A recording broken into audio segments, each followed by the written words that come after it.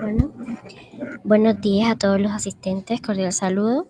Mi nombre es Gabriela Ramos, soy monitora de biblioteca y les doy la bienvenida a esta sesión de capacitación que tiene por nombre Las Caucherías, un genocidio del hombre civilizado contra los hijos del tabaco, la coca y la yuca dulce.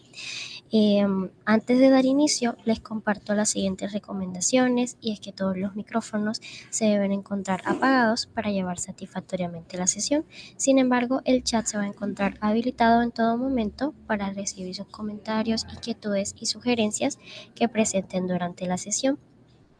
Además de esto, es muy importante que también diligencien el enlace de asistencia, el cual se va a estar compartiendo durante la sesión para poder recibir la grabación y el material complementario de esta sesión los días viernes a los correos registrados.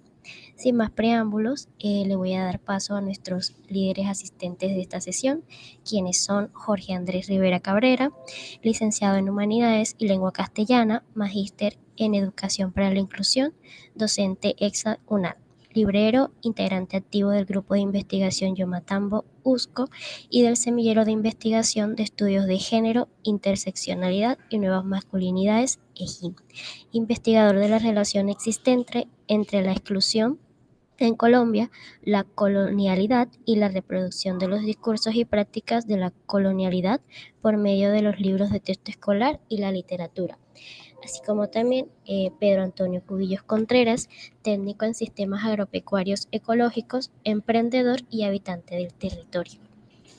Sin más preámbulos, damos por inicio la sesión.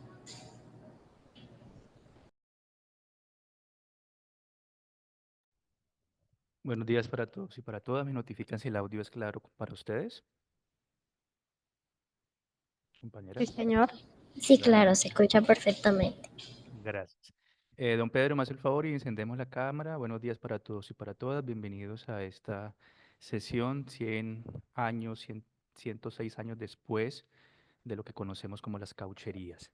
Vamos a tener un invitado supremamente especial, al cual agradezco por su generosidad infinita, su disposición frente al ejercicio, a un personaje que lo encontré en Neiva en un congreso, a don Pedro Cubillos. Eh, Mil gracias, don Pedro, por antelación le quiero dar por la sesión y por todo lo que ha contribuido y contribuirá en esta charla. Entonces vamos a tratar de dialogar. Don Pedro, buenos días.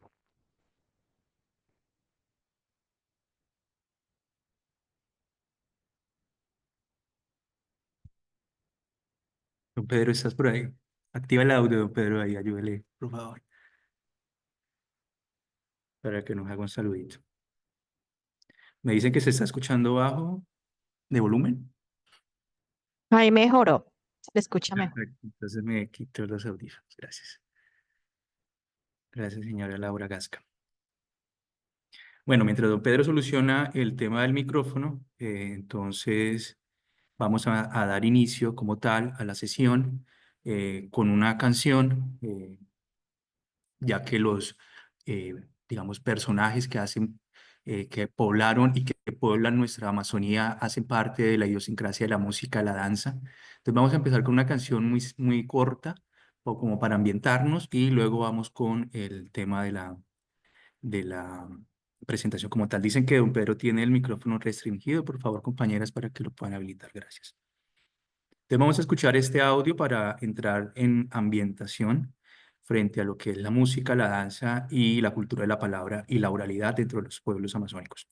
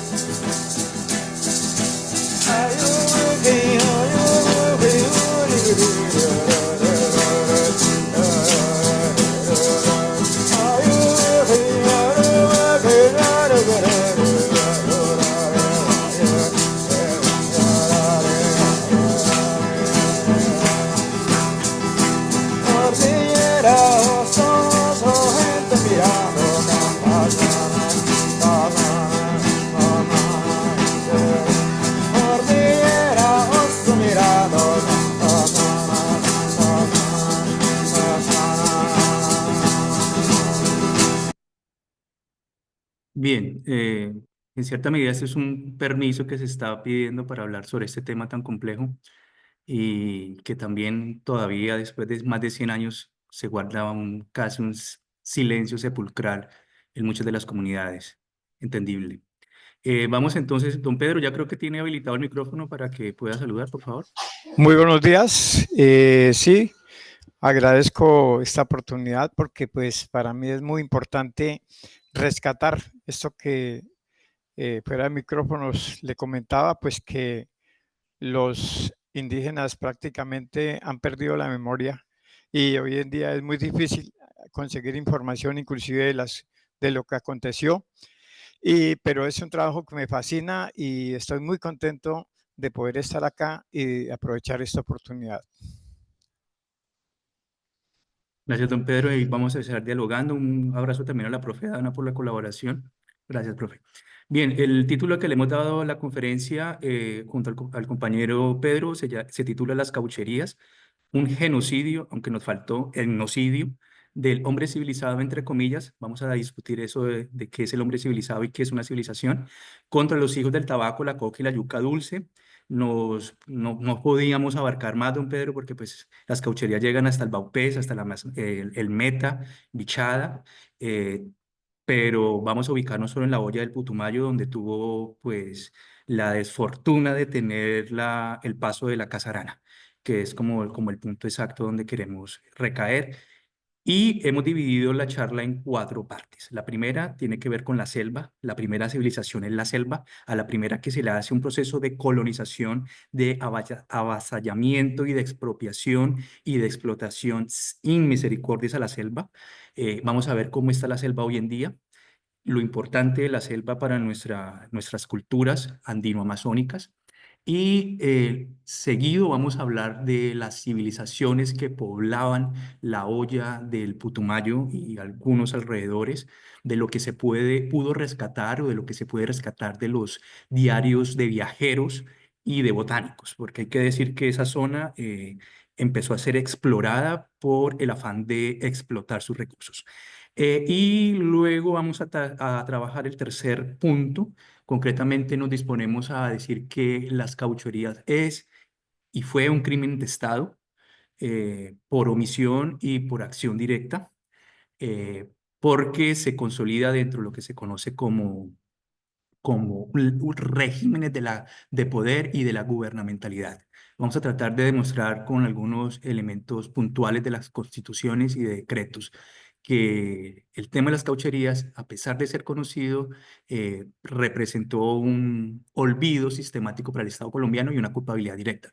Culpabilidad, don Pedro, que habíamos hablado, se reconoció este año, en marzo, desde el Ministerio de Cultura y el Gobierno Nacional hicieron como un acto de reparación simbólica frente a los hechos, aceptando implícitamente que hubo una omisión por parte del Estado, incluso hasta digamos, una unión, ya que uno de los socios de la Casa Arana era también cónsul de Colombia en Iquitos, ¿de acuerdo? Y que uno de los explotadores del caucho y de la quinoa fue el presidente Reyes. Eso lo vamos a ver. Y el cuarto momento, perdón, el tercer momento tiene que ver con la Casa Arana, concretamente, y el tema de la gubernamentalidad. Y el cuarto momento es 100 años después, ¿en qué está el territorio? ¿Cómo anda el territorio? Las plagas, ese fue uno de los primeros discursos que tuvimos, una conversación con don Pedro, para que nos haga ese recuento de esas 7 plagas al final de esto y conclusiones que muy seguramente vamos sacando a lo largo de la charla y no se hace necesario al final, ¿de acuerdo? Entonces, sin más preámbulo, don Pedro, pues vamos a someternos a este viaje eh, histórico de memoria y muy doloroso, pero que hay que recordar para no repetir. Bueno, entonces nos fuimos. Empezamos con este epígrafe de la novela de Rivera que cumplió 100 años hace 2 días de publicación. Dios, se me quedó el otro libro. Novela que no es la única, hace parte digamos, de por lo menos 3 novelas escritas por 3 colombianos diferentes. Un huilense, que más lo representa, Rivera, por eso también un poco ético hacer esta sesión. Segundo, Julián Quiñones, En el corazón de la selva virgen. Es un libro, es una novela excelente. También publicada en 1924, pero en una edición francesa. Hay que decir que Julián Quiñones, don Pedro y compañeros, fue un médico que tuvo la fortuna el infortunio de terminar enrolado en la Casa Arana y perdido en el Putumayo 4 años. Y en esos 4 años aprendió a convivir con las comunidades y aprendió a entender un poco las comunidades y nos regala esa maravillosa novela, que no es una denuncia directa contra la cauchería, ya que, perdón acá, ya que se centra más en lo etnográfico, pero es un documento valiosísimo para conocer nuestras comunidades indígenas porque él sí se atrevió a convivir con ellos 4 años y entender su cosmogonía, que es lo que llamaríamos la civilización en concepto etnográfico. Y una tercera novela es la de, eh, la de Piedrahíta, y eso también nos habla de las denuncias de las caucherías como tal. Entonces existen 3 novelas como tal que nos hablan de la cauchería y un sinnúmero de textos, incluidos los diarios de Roger Casamet, Diarios del Amazonas, el libro azul, el libro rojo del Putumayo. Este libro que me recomendó don Pedro, que también quiero hacer mención, de Sandro Meneses Potosí, Orito Pungo, en el cual le dedica casi un capítulo completo al tema de escaucherías. Cuente usted con que la novela tendrá más éxito que la historia, José Eustacio Rivera, La Vorágine, 1924, de la edición Ayacucho y de esta edición cosmográfica que hemos tomado para hacer el análisis. ¿Por qué iniciamos con ese epígrafe, don Pedro? Porque parece ser que hoy y en su tiempo la novela tuvo más impacto que la historia como tal, que el genocidio, que la denuncia como tal. Y se nos llevó a decir que eran cosas de la vorágine, cosas del Putumayo, cosas que sucedieron y que hacían parte de lo mitológico, de lo narrativo, de lo novelesco, pero que sin lugar a dudas eso no sucedió. Es más, esta foto que tenemos aquí, esas 2 fotos, todas las fotos e imágenes que me colaboró mi esposa en diseñar la presentación, tienen un sentido. Esta imagen que ustedes ven al inicio es un fotomontaje que se hizo en el Putumayo, pagado por Julio César Arana.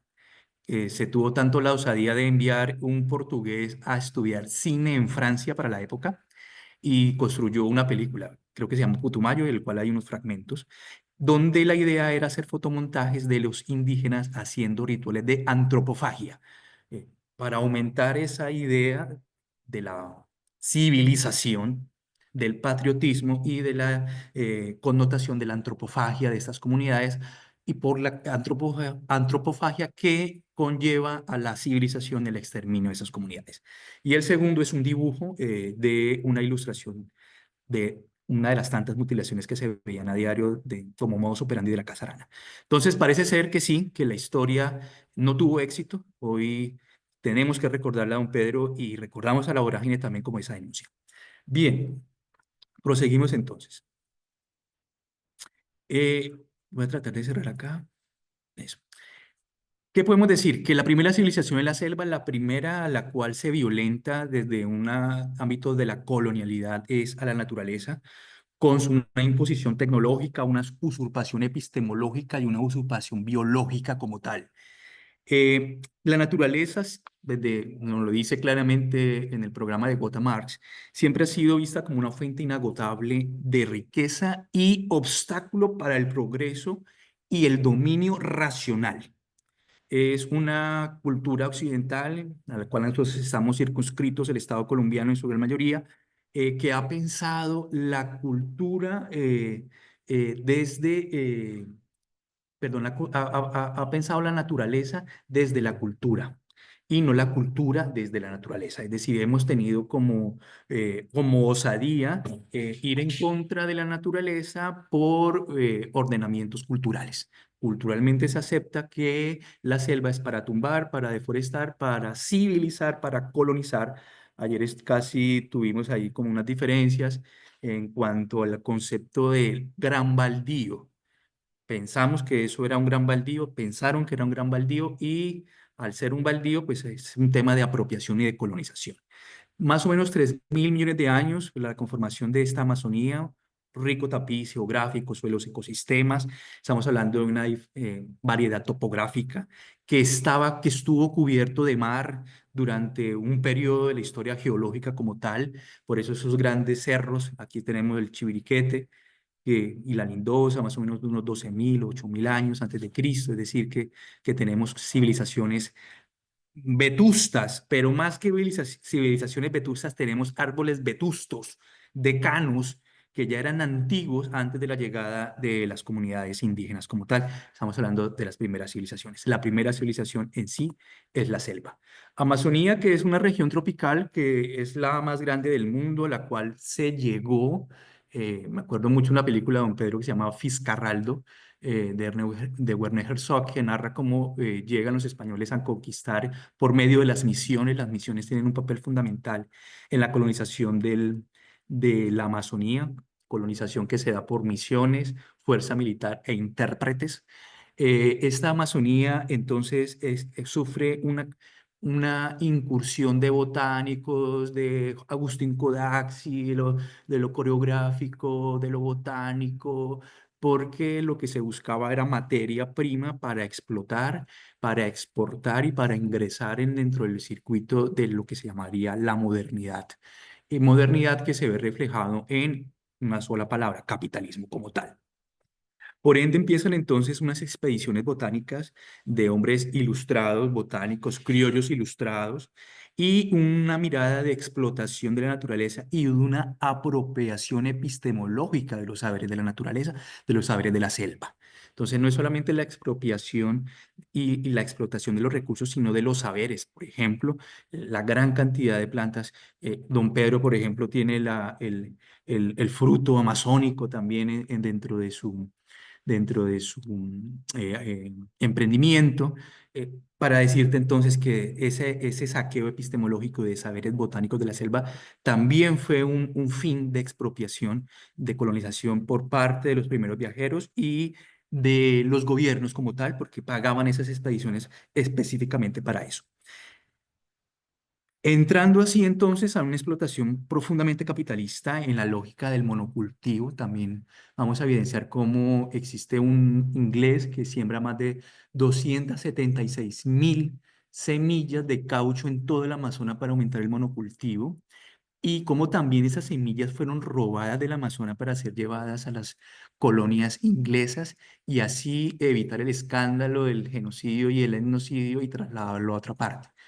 Hay que decir entonces que el caucho tuvo historias lamentables en varios países, en varios continentes, en el Congo, luego en nuestra Amazonía y luego en Ceilán y las colonias inglesas, holandesas, las cuales tuvieron luego el monocultivo del caucho. La lógica también de los plaguicidas, las patentes transgénicas, tratar de patentizar plantas, sustancias, minerales, el riesgo de la seguridad alimentaria también se empezó a correr por el tema de la tala y de la explotación. Y la gran triada con la cual se ha colonizado la naturaleza desde hace centenarios, varios centenarios, es la triada de la economía, la ciencia y la tecnología. Esa es prácticamente lo que podríamos llamar la tríada o el tridente con la cual se ingresa al Amazonas y a todas nuestros ecosistemas claves para la explotación por medio de lo que llamaríamos la ciencia, como si la ciencia no fuera parte de los pueblos y solo le perteneciera a unos, la tecnología que hace parte de la ciencia y la economía. Es decir, economía capitalista basada en una ciencia y una tecnología para la explotación y la usurpación, tanto de los recursos como de los saberes. Aquí vemos un mapa de lo que es hoy la Amazonía. Miren ustedes que la cauchería no solamente estuvo en Caquetá y Putumayo y Amazonas, sino que también hizo parte del Guaviare, Guainía, Upés, incluso el Bichada. Nosotros como huilenses también tenemos gran parte de historia de las caucherías. Si no hubiera sido por la Guerra de los Mil Días, yo creo que Iquitos no hubiese sido parte, digamos, del, del, del monopolio de la explotación del caucho, ya que Neiva lo fue en un principio como tal. Neiva, Suaza y Florencia. Bueno, ¿qué podemos decir entonces básicamente de este tema de la Amazonía, aparte de lo que están viendo ahí? La idea es que centralmente, digamos que la primera civilización a la cual se le aplicó la colonialidad del saber fue la naturaleza. Eso creo que queremos que quede muy claro. ¿Por qué decimos eso? Porque la colonización de la naturaleza pues, está basada en dichos recursos homogenizantes y excluyentes con respecto a quienes tienen el derecho de conocerla, de habitarla, de explotarla, de protegerla y de resguardarla. En este caso, la modernidad colonialidad está enunciando que la ciencia y la tecnología son las salvadoras de la civilización frente a la barbarie. Eso es un discurso que en principio del siglo XX pegó fuertemente y cual produjo, digamos, esta colonización. Finalmente, decir entonces que la tríada de la ciencia, la tecnología y la economía hacen parte de esa colonialidad de la selva como primera civilización. Eh, El emblemático el árbol del caucho, que fue uno de los protagonistas, entre comillas, del genocidio, porque pues el árbol no tiene la culpa, sino la avaricia del hombre que explota más los recursos y que ama más la explotación de los recursos que los mismos recursos naturales como tal. La Amazonía de hoy en día, ¿qué tenemos entonces? Ha concentrado el 65% de la deforestación, ha sufrido la pérdida de por lo menos 3 millones de hectáreas. La mitad de ellas está en la región amazónica. Y pues aquí viene una serie de elementos de colonización de la naturaleza que vienen desde antaño. Las primeras misiones, los misioneros tumbaron monte a diestra y siniestra en los llanos orientales. Los jesuitas, sobre todo, para fundar sus famosas misiones y haciendas ganaderas como la que tuvimos aquí en Tatacoa, en el desierto de Tatacoa, que parte del desierto también se debe a esa sedimentación, a ese pisar y rumiar de vacas, tantas vacas, y chivas y otros caprinos y bovinos, y la misma modelo ascendil, ojo con la hacienda, porque esa hacienda nos va a marcar a nosotros en la historia social y política y económica del Huila y del país como tal. Recuerden que uno de los conflictos más brutales por los cuales hemos tenido más conflictos armados es el tema de la reforma agraria y de la posesión y de la tenencia de la tierra como tal. Por ende, podemos decir entonces que existen por lo menos 10 economías que vienen desde las misiones del siglo XVIII y que han hecho del territorio amazónico un territorio, entre comillas, baldío y dado para la tumba, para la quema, para la roza. En este caso, la explotación entonces viene de los jesuitas, luego pasa por el cacao, luego pasa por la quinoa, incluso la explotación de las plumas de las garzas también que lo habla Rivera, el tema de la quinoa, el tema de los gomiles, de las plantas gomiles, el tema de la explotación también de la zarzaparrilla, de las pieles de los animales en una época de mercado de pieles. Todos esos hacen parte de lo que podríamos llamar la colonialidad de la naturaleza como tal. Bien, creo que dejé de compartir si no estoy mal, o sigo compartiendo. ¿Me notifican, chicas, por favor? Sigue compartiendo. Gracias. Bien, es que hay gente en sala, creo que también. Bien, entonces me preocupé y salí. Bueno, En este caso, entonces, la colonización de la naturaleza está basada en los discursos hegemonizantes, en una exclusión y sobre quién tiene derecho a explorarla, a conocerla, a explotarla, a protegerla y a resguardarla. Lo que estábamos hablando hace un momento, las modificaciones abruptas que vienen desde 1600 con con la Compañía de Jesús y con los hijos de Loyola y bueno, y ahí hay otras comunidades religiosas que se les encomendó la tarea desde la gubernamentalidad, desde la constitución, desde el Estado, incluso se les promovió económicamente y políticamente para que hicieran este trabajo de civilización. Entonces, la tríada era sencilla: misionero, salvaguardado por un ejército, usualmente eran mismos de la zona que los armaban, y traductores, teniendo entonces la educación y la religión como discursos y dispositivos de colonización. En este caso, la explotación de la quinoa le sigue, son explotaciones muy fugaces, como lo que usualmente hace el capitalismo: explotar modas, explotar por un momento y pasar a otro escenario. En este caso, casi 5 millones de hectáreas fueron adjudicadas solamente a la Peruvian Amazon Company, es decir, a la compañía de lo que antes se conocía como la Casarana. Desmonte de selva para fundar misiones, barracas y monocultivo de palos de goma, dejando así una huella ambiental y la biopiratería de las semillas hacia el Asia. Más de 700.000 semillas fueron robadas para sembrarlas en Asia, poniendo incluso en riesgo con los monocultivos la seguridad alimentaria por la ausencia de la chagra. Recordemos que los hijos de la coca, el tabaco y la yuca dulce tienen su, digamos, cosmogonía muy centrada también en el cultivo y en el tema de la chagra para la soberanía alimentaria y también para la constitución de sus cosmogonías. Por ende, se les prohibió en la explotación, para que salieran a explotar y en modalidad de esclavo, se les prohibió la siembra. Se les prohibió la siembra, se les prohibió el uso incluso del tabaco, generando así una dependencia alimentaria de mercancías que llegaban de otras zonas, aún sabiendo que ellos pues tienen sus propios cultivos y sus propias formas tradicionales de, por ejemplo, de eliminar el veneno de la yuca fuerte. Y eso pues está muy ligado, este tema de la colonialidad de la naturaleza para esa época, estamos hablando para principios del siglo XX, con lo que se va a conocer con la Revolución Verde y el tema de las patentes.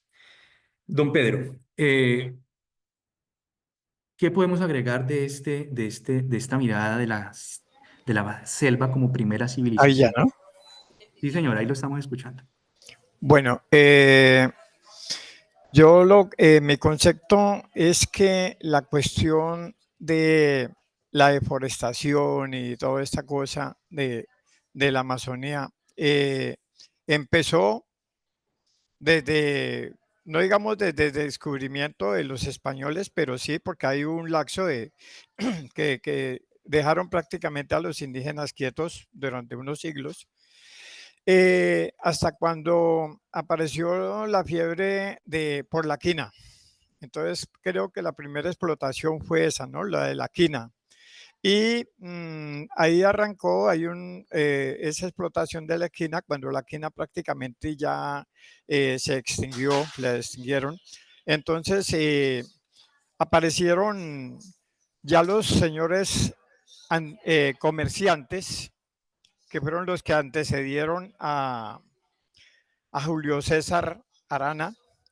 Ellos comenzaron a llegar por los ríos y comenzaron a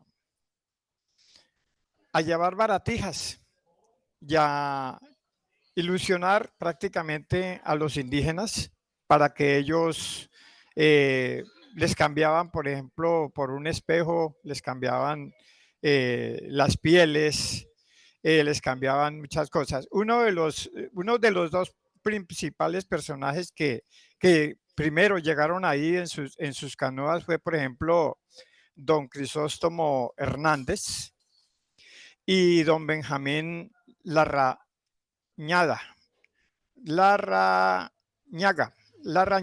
Ellos fueron dos de los principales comerciantes que llegaron pues a engañar a los indígenas. Los indígenas pues prácticamente, aunque enguerriaban dentro de sus mismos clanes, dentro de sus mismos grupos, eran personas pacíficas y que se dejaban engañar muy fácilmente, ¿no? Hay hay una historia muy particular y es la de la historia de las hachas. Cuando llegaron los señores con las hachas y otras baratijas, y inclusive las primeras armas, las escopetas, los indígenas quedaron fascinados con eso, a tal punto de que cambiaban, hubo intercambio de hachas por niños, ¿sí? Intercambiaban las hachas por niños, las cajas de las hachas venían por 12 unidades, entonces eso equivalía cada hacha a un niño o a un joven o a una mujer. Y esas personas las llevaban con engaños y después las convertían en esclavos. Entonces, eso prácticamente, ese es el inicio de la barbarie, ¿no? Porque después, pues ya sabemos y vamos a analizar Vamos para allá, lo que sí. pasó más adelante. Sí, Entonces señor. convenimos que la primera colonización, don Pedro, se la aplican a la naturaleza como tal. Sí, Cosa que se exactamente. ve hoy en día todavía, ¿cierto? Claro, todavía vemos ese caso y ahora más que nunca, ¿no? Digamos, desafortunadamente el error del hombre civilizado fue en un momento creer que no hacía parte de la naturaleza, ¿sí? Sino que era un cuento aparte y que ellos tenían derecho a hacer lo que quisieran con el mundo, pues porque creían que los recursos eran ilimitados, ¿cierto? Y que como eran, y en eso pues tuvo que mucho que ver, digámoslo así, la religión católica, ¿no? Pues que ellos fueron Una los que forma de a alimentar. través de sus misioneros, como los capuchinos, los jesuitas, toda esa gente llegó, fue a acabar con lo que había y pues pienso, yo digo a veces, acabaron con las selvas en Europa y se vinieron a acabar con las selvas de la América. De la nuestra América. Don Pedro, digamos, enganchando lo que usted está diciendo, los engaños frente, digamos, a las baratijas, se puede leer ahí en los diarios de Casamet. Casamet tiene un personaje muy interesante, terminó colgado por ayudar a a la independencia de Irlanda. Sí, Habiéndolo declaró Sir Roger, se mete en fin, la hipocresía del reino británico, ¿no? Decía muy sí. claramente que esas baratijas ni siquiera se podían comercializar en África. ¿Vale? Él estuvo en el Congo también haciendo esta denuncia y por eso lo llevaron a América. Bueno, circunstancialmente estuvo en Brasil y lo subieron al Putumayo. Eran baratijas, pero entonces uno dice, bueno, es que los indios, los indígenas, nuestros indígenas, nuestros pueblos primitivos, primigenios, perdón, eran tontos, es que no sabían. No, es que la lógica del capital no había llegado acá. Esa es la lógica del capital, ¿cierto? La del engaño, la de cambiar baratijas, el concepto del valor del dinero, del papel del dinero, de la moneda acuñada, todos esos elementos eran prácticamente ajenos a nuestras comunidades. Recuerdo muy bien que alguna vez, Profe, señor, quiero hacer un paréntesis. Acaba de llegar la compañera que le había comentado que ella es descendiente pues de los indígenas acá del Putumayo, pues me gustaría pues si es posible que le demos un espacio para que ella se presente. sí, sí, señor. La compañera Yorli, ella voy a hacer una presentación pequeña y luego le damos paso. Ella es indígena, linaje Cofán, pero también es campesina, campesina cacahuetera del Cabildo Nueva Isla del municipio del Valle del Guamés. Y también hace parte de la UNAD en nuestra carrera de sociología de la EXA. Compañera, primera vez que nos vemos, supremamente bienvenida y gracias por estar acá. Tiene la palabra para hacer una presentación pequeña y ahí nos vamos engranando en la conversación. Eh, Muy buenos días. ¿Me escuchan todos? Listo. Sí. Bueno, como ya me hicieron la presentación, yo soy del pueblo Cofán, del Cabildo Nueva Isla. Soy representante legal de una ruta que estoy haciendo de turismo indígena. Entonces, para la visibilización y para el fortalecimiento del pueblo Cofán. Nosotros estamos ubicados desde el Bajo Putumayo, nos extendemos hasta el Ecuador. El pueblo Cofán se ubicaba en las riberas del río Aguarico, en el Ecuador, río San Miguel, Colombia, y río Guamués y río Putumayo. Entonces, hay historias que dicen que todas las extracciones que ha sufrido el Putumayo también las ha sufrido los pueblos indígenas, también como nosotros como pueblo Cofán. Las extracciones del caucho, dice mi madre que me cuenta, a los cofanes lo utilizaban como bogas. Bogas eran las personas que cargaban. Y también afectaba a la familia, porque se iba el esposo de boga 3 años, 4 años sin comunicarse y cuando volvía ya pensaba la pareja que se había muerto, entonces ya tenía otra pareja. Entonces eso también afectó a las familias como pueblos indígenas. Y pues como estaban comentando ustedes, el Putumayo, a la Amazonía, las grandes afectaciones de las estaciones, que fue empezando, hablaba usted de las plumas, de las pieles, de la madera, y pues ahorita nos siguen extrayendo con los cultivos de uso ilícito. Entonces, acá no es mirar, bueno, ¿qué vamos a reemplazar los cultivos de uso ilícito? Acá lo que tenemos que aprender es a cultivar. ¿Cómo cultivamos en este territorio? Entonces, sí, claro, entonces, porque lo que decimos es, no, es que los cultivos, hay que cambiar los cultivos de uso ilícito, no. Acá, si vamos a seguir sembrando en monocultivo, eso va a seguirnos afectando al territorio. Y realmente nosotros como pueblo Cofán, a nosotros el territorio es nuestra vida. Ahí encontramos nuestra alimentación, nuestra medicina, nuestras semillas, nuestra espiritualidad está ahí. Qué bueno pero hacer el abrebocas porque vamos a pasar al segundo tema, que son las comunidades que habitaban y que habitan hoy. Marcas dos elementos fundamentales. Una, cómo los cofanes vienen desde abajo del Putumayo, rodeando frontera, fueron llevados en una diáspora. Entonces hay que decir que hay pueblos que aparecen aquí, desaparecen allá, porque hubo un movimiento masivo, en masa, de comunidades indígenas para el tema de caucherías. Así como hubo una afrodiáspora de los subsaharianos, de los africanos subsaharianos en 1500 y 1600, asimismo hubo unas diásporas internas arrebatando incluso comunidades de un lugar determinado al otro, como tú acabas de nombrar al pueblo Cofán, ¿de acuerdo? Y otro elemento fundamental es la desintegración de la familia. Vamos a ver cómo eran familias grandes, con nombres, con etnias concretas, y que para el civilizado blanco, entre comillas, esos lazos familiares no importaron y por eso la desintegración total. Y por eso incluso vemos que existen poblaciones donde no superan los 15 o 12 personas que hacen parte de una etnia. Ese es nuestro segundo aporte. Vamos a revisarlo entonces con nombre propio. Me corroboran, por favor, si seguimos ahí observando la presentación, por favor, el PDF. Sí, se observa perfectamente. Gracias.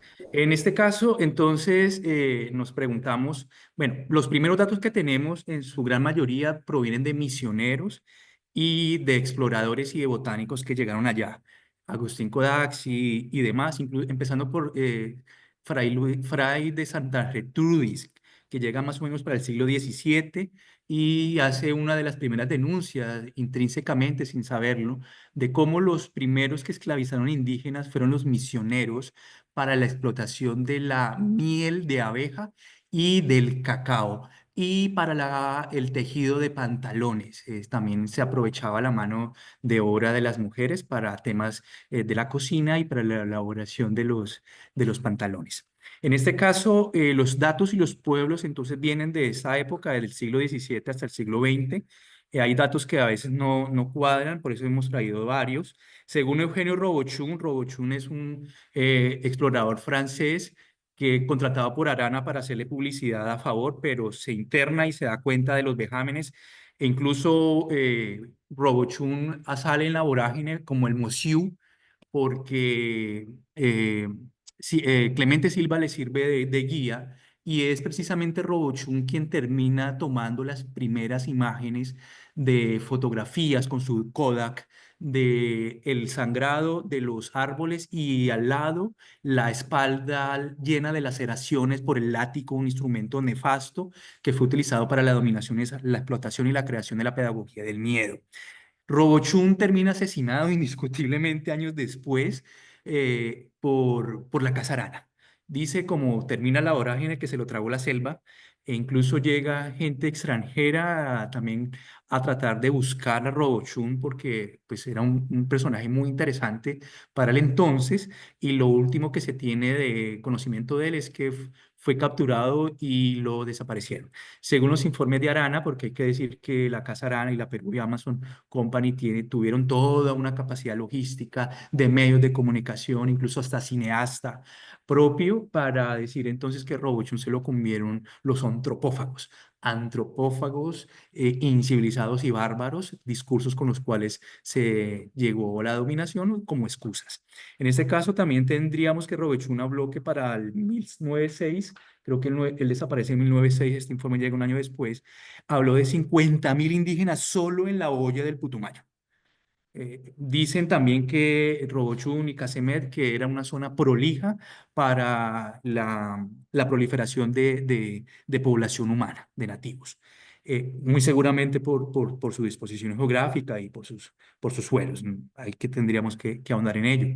Rafael Reyes, uno de los promotores de las primeras explotaciones de quinoa y luego de caucho, que fue presidente de nuestra república como tal, tuvo una casa de explotación cauchera y de quinoa, pero digamos, no funcionó mucho. Incluso llegó a ser un explorador, fundó con nombres como Santa Sofía, algunos pueblos por allí en el Putumayo, el tema de navegabilidad del río, puso infraestructura incluso pagada por el mismo Estado para la explotación del caucho y de la quinoa.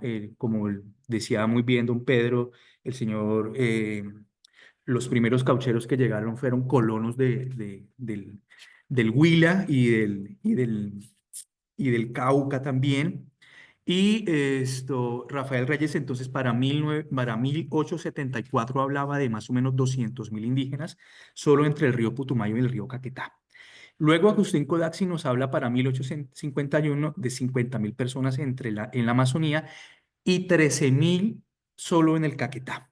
Estos son en una fotografía y un mapa de lo que podríamos encontrar algunas etnias ahí.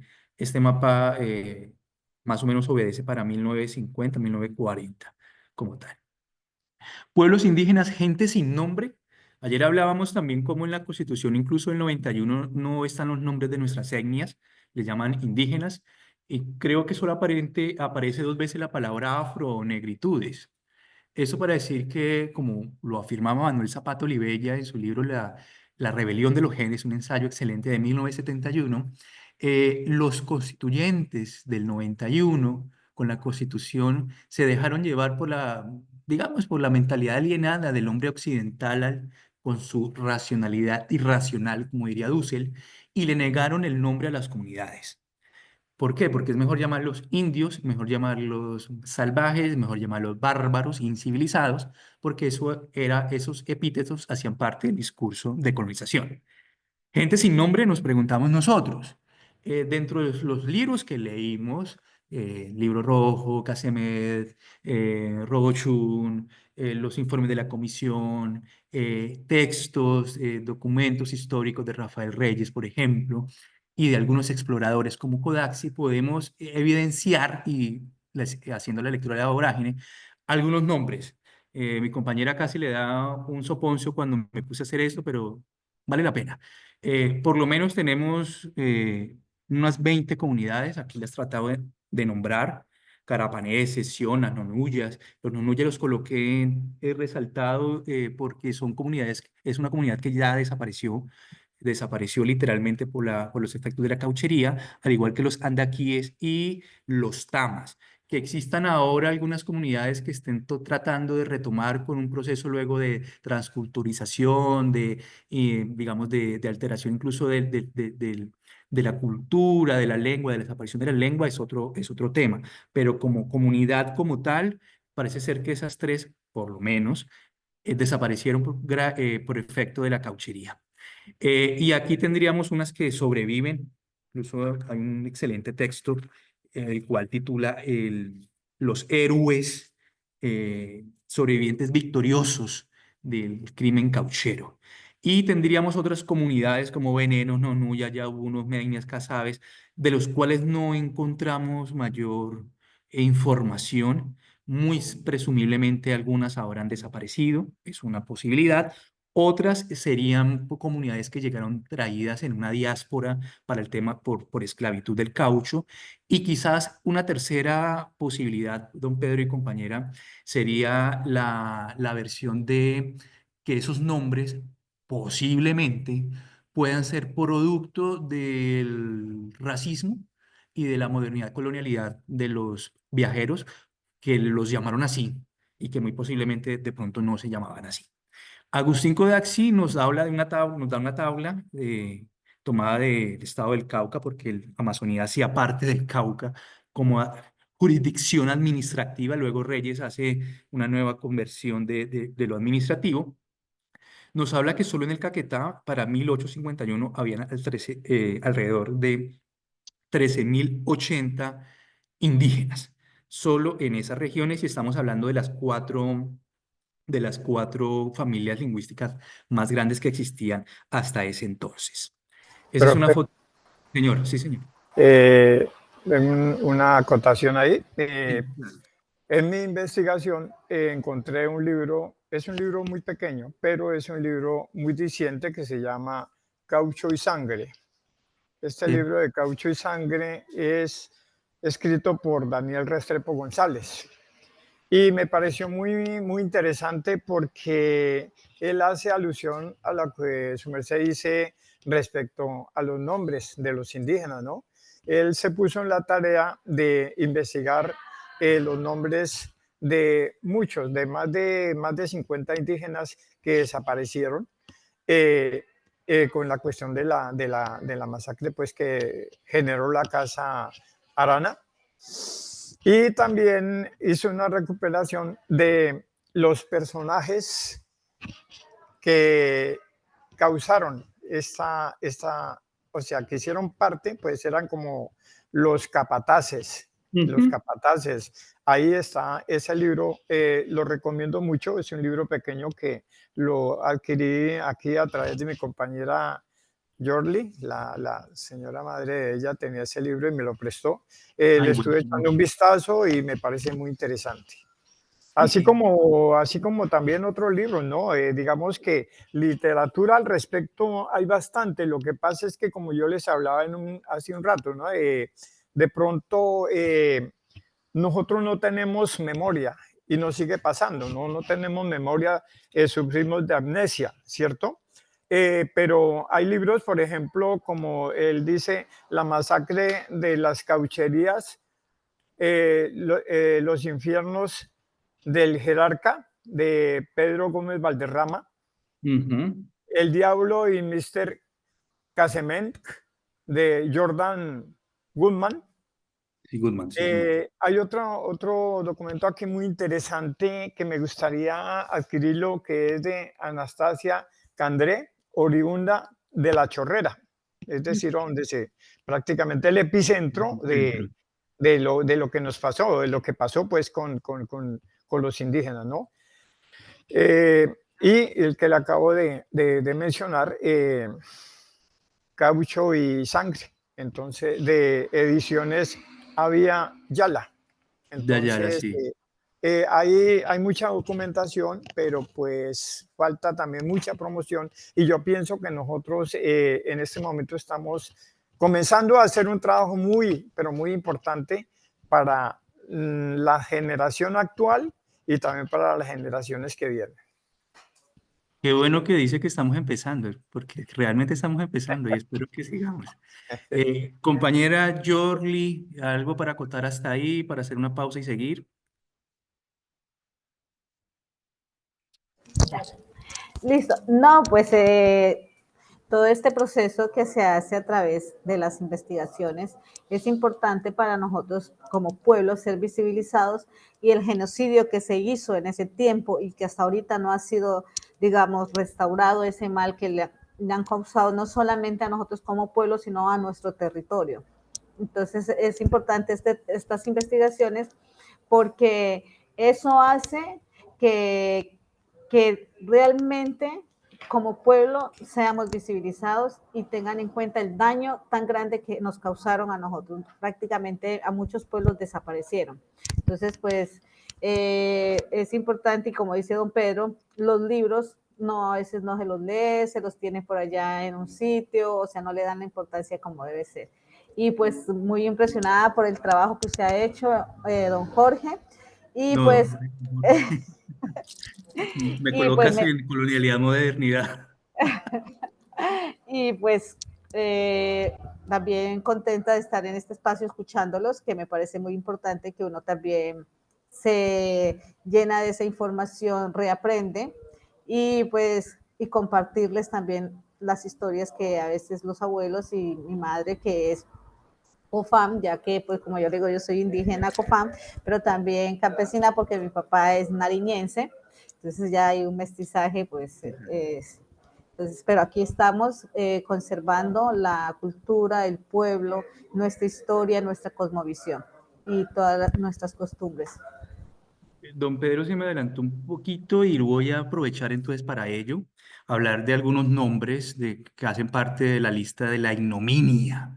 Debería estar ahí, como, así como hay en Barranquilla un faro ahí en Puerto Colombia de los migrantes que hicieron posible la construcción del puerto. Debería existir un monumento con los nombres de esos personajes que hicieron tanto mal en la zona. Eh, hubo ya lo estoy buscando aquí, es que tengo muchas páginas por leer, del diario La Felpa, un peruano, que denunció con nombres propios ante los estrados judiciales de Inglaterra, con nombres propios, los que hicieron posible este genocidio y etnocidio de las caucherías. Funcionarios que hacían parte de la corona, personajes que hacían parte de la gubernamentalidad, que eran cónsul, por ejemplo, terrible la posición de Juan Bautista Vega, socio de Arana y a la vez cónsul de Colombia en Iquitos. Entonces, como juez y parte al mismo tiempo. Y pues, don Pedro nos nombra a otros personajes más adelante, lo miramos. Dinero, capital extranjero, capital inglés, francés y judío, porque básicamente los bancos apoyaron eso. 1 millón de libras esterlinas fue a dar en inversión para la Peruvian Amazon Company.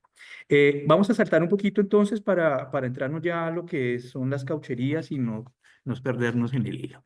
¿De acuerdo? Yo creo que ahí sigo compartiendo, ¿cierto, don Pedro? Entonces, vamos a seguir.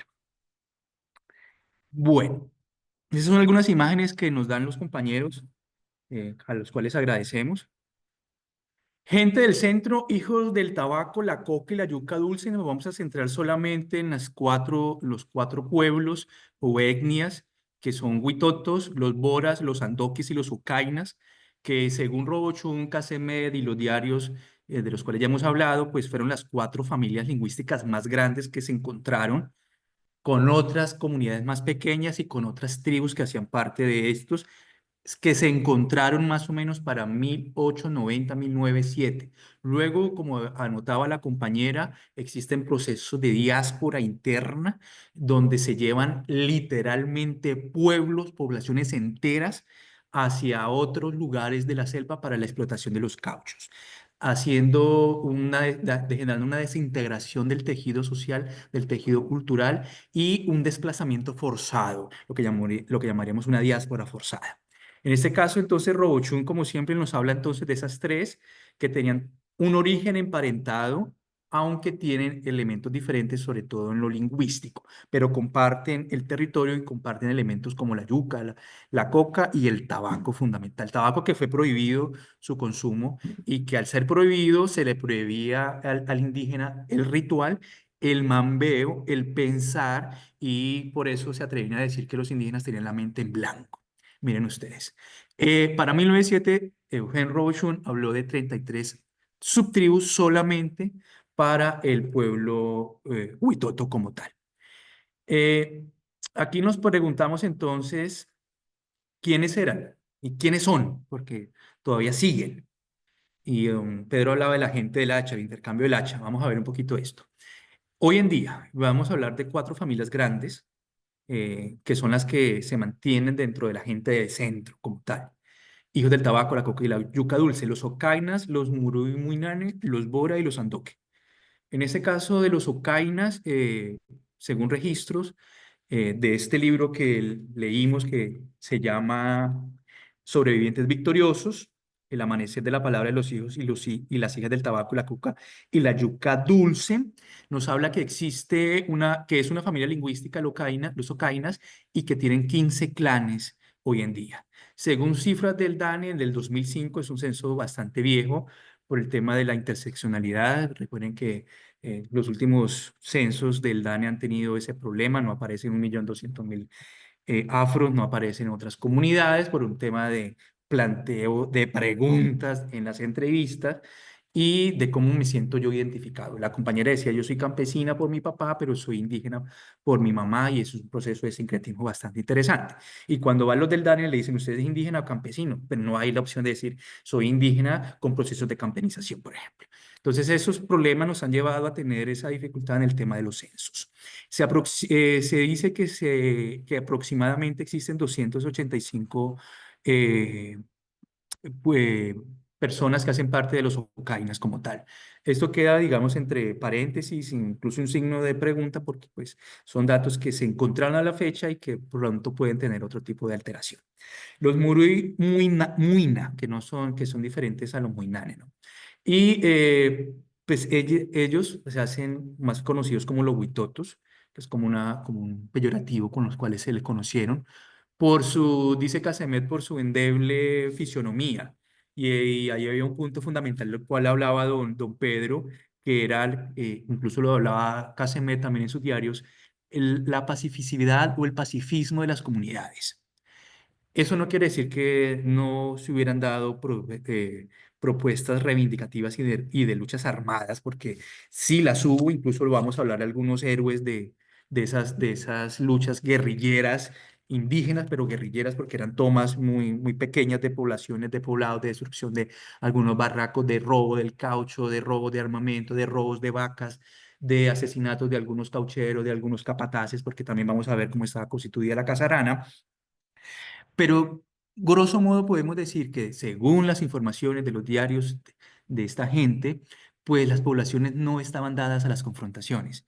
Tenían discrepancias, y esto es un tema que me asquea un poco decirlo, porque muchas veces se ha ocultado o se ha, digamos, validado la idea de la destrucción del otro porque el otro es violento.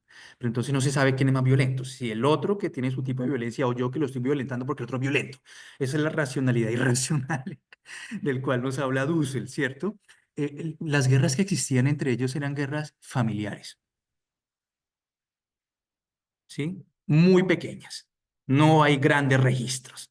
Todo lo que se exagera de guerras mortales, de antropofagia, de asesinato de indígenas, de comérselos vivos en ceremonias, pues hace parte de los dispositivos y discursos de colonialidad que conllevaron al genocidio y al etnocidio. Eso también hay que dejarlo muy, muy marcado. Ya don Pedro también hacía esa salvedad como tal. En tal sentido, de los Muri muy nano, entonces decimos que tienen variaciones lingüísticas del Huitoto, del Mica, del Minica, del Bue, del Nipode y el Noferuene. Y también existe más o menos alrededor de 15 clanes del pueblo, Murui o gente del occidente y el Muinane o gente del oriente. Incluso ustedes se recuerdan que los Muinane fueron pues como muy célebres en el principio del siglo XX porque se tomaron algunas fotos con un helicóptero que estaba sobrevolando una parte de la selva amazónica y vieron, ay, ¿esta gente quién es? Estos son nómadas. Claro, efectivamente, muchas comunidades que todavía siguen siendo nómadas, que se niegan al contacto con la civilización blanca, pero que también se han visto digamos, perjudicadas por las fronteras invisibles. Fronteras administrativas, de decir aquí empieza el Putumayo y aquí es el Cauca, que no existían. Para las comunidades esto no, era un solo territorio, con sus mojones y sus divisiones, pero era un solo territorio. Y otro elemento que, digamos, es fundamental dentro de esto es la división que se hace de las fronteras invisibles del narcotráfico, por ejemplo. Entonces los Murimuinane empezaron a tener problemas de paludismo, de SIDA. Y dice, pero ¿cómo si es una comunidad nómada, con cero contacto? Pues más de uno era casado por ahí, violado por agentes X del conflicto, incluso colonos, y se llevan estas enfermedades, incluso ya generando digamos, una muerte sistemática por enfermedades. Enfermedades que también ayudaron al genocidio y genocidio del pueblo, de los pueblos del centro, porque no solamente fue el látigo, no solamente fue la Winchester, también fueron las enfermedades que muy seguramente ellos tendrían, no tuvieron ni siquiera oportunidad de trabajar dentro de su botánica porque estaban totalmente dados a la esclavitud. En tal sentido, según el censo del DANES, se habla de 6.444 personas, eso también queda entre paréntesis. Otra comunidad indígena y gente del centro son los Bora, 84 clanes, únicos pertenecientes a la familia lingüística Bora. Entonces, digamos, los lingüistas aquí, don Pedro y compañía, tendrían un camino expedito para trabajar la lingüística dentro de las comunidades indígenas y cómo la palabra es fundamental para ellos. Nosotros hablamos incluso por hablar, pero ellos, hablar la palabra se constituye todo un proceso de acción, de cosmogonía y de realización. No es simplemente hablar por hablar como hacemos nosotros también. Bueno, trasladados hacia el lado peruano en el contexto del auge de la explotación del caucho y del conflicto fronterizo colombiano, lo que estaba hablando la compañera. Unos suben, a unos los subieron, a otros los bajaron. Y eso se habla de diásporas. O sea, literalmente se llevaron pueblos enteros en canoas, en buque, incluso a pie, para trasladarlos de un lugar a otro, para evitar confrontaciones con otras comunidades o para mano de obra. ¿De acuerdo? Bien, y finalmente tendríamos los andoques. Prácticamente podríamos hablar de un etnocidio con traslados forzosos de la población al río Ampillacu. Ese yacu es es como de agua, ¿no? La expresión, la etimología del agua. Y la desarticulación de la sociedad como tal, gente del hacha. Se hablaba de 610 personas para el 2000 con la familia lingüística Arawak. Familia lingüística Arawak que se encuentra incluso en Venezuela, en las estribaciones digamos, del norte de Venezuela. Bien, proseguimos entonces.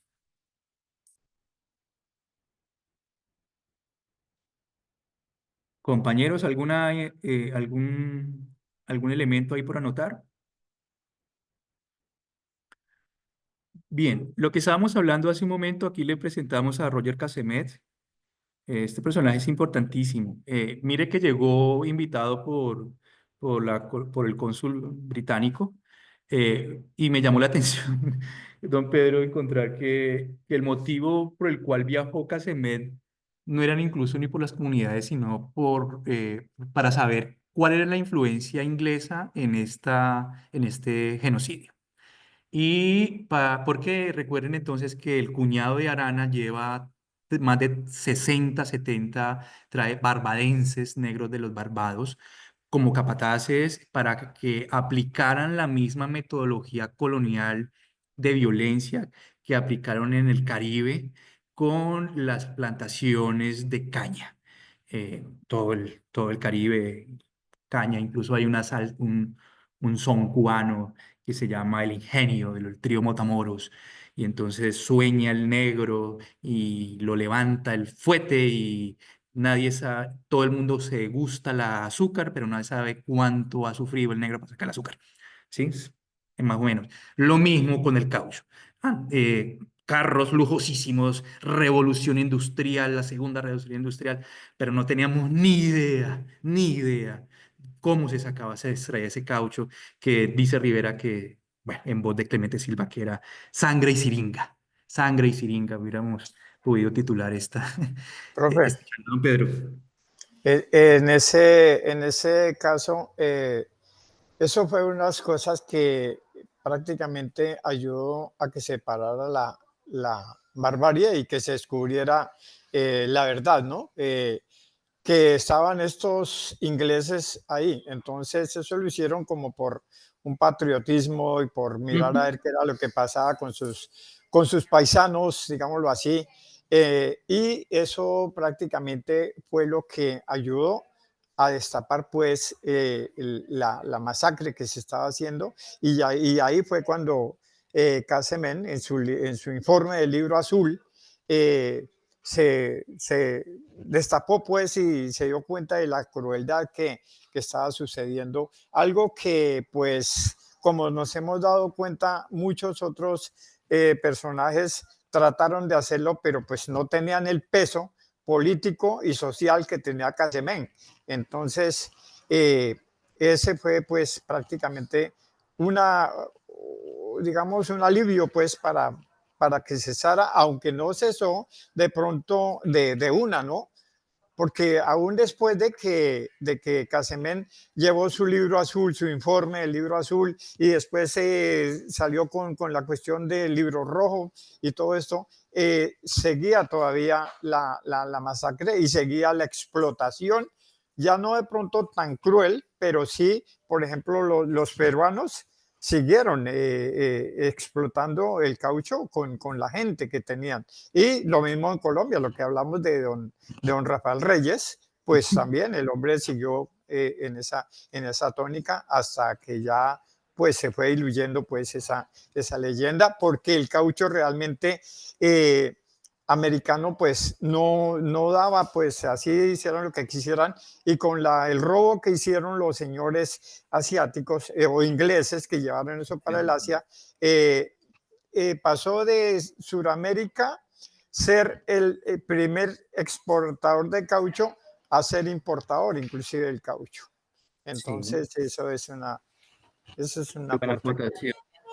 Me llama la atención, digamos, dos temas. Que esta explotación sucedió también en el Brasil y en el Perú. Perú también tiene una responsabilidad grandísima en este genocidio, más que por omisión, por acción, porque incluso hay que recordar que se dio la guerra del Putumayo colombo-peruana para 1932, promovida por Arana, para salvaguardar sus intereses, y luego el segundo auge del caucho, que es la Segunda Guerra Mundial, ¿cierto? Eh, quisiera hablar un poco de la civilización. ¿Qué se entiende por civilización? Eh, Sin lugar a dudas, la civilización tiene que ver con todas aquellas tecnologías y modernidades que han utilizado los pueblos para su desarrollo. Entonces, no podemos decir y aseverar que las comunidades indígenas no tenían para esa época una civilización. Tenían cosmogonía, tenían una economía, tenían unas tecnologías, tenían una ciencia, tenían una forma de relacionar, tenían unos mitos, tenían una estructura familiar, tenían un sistema económico, incluso político. Entonces, desconocer esos tipos de modernidades y de civilización conllevó a la idea nefasta de considerar que la única civilización moderna y real era la civilización blanca, encabezada por colonos, por los estados y por, obviamente, la injerencia de eh, países externos, países, en este caso, europeos. ¿De acuerdo? Decimos entonces que tenían sus cosmogonías, eran civilizaciones, pueblos con civilizaciones, con tecnologías, con ciencias. El abuelo era el tabaco. ¿Por qué tabaco? ¿Por qué coca? ¿Por qué la yuca? Porque son plantas que antes eran los padres sagrados. Recuerden que son pueblos cosmogónicos, animistas, panteístas, por utilizar ese término. Y dentro de sus cosmogonías, entonces nos hablan que el gran padre creó, como todos los mitos empiezan, mitos de origen.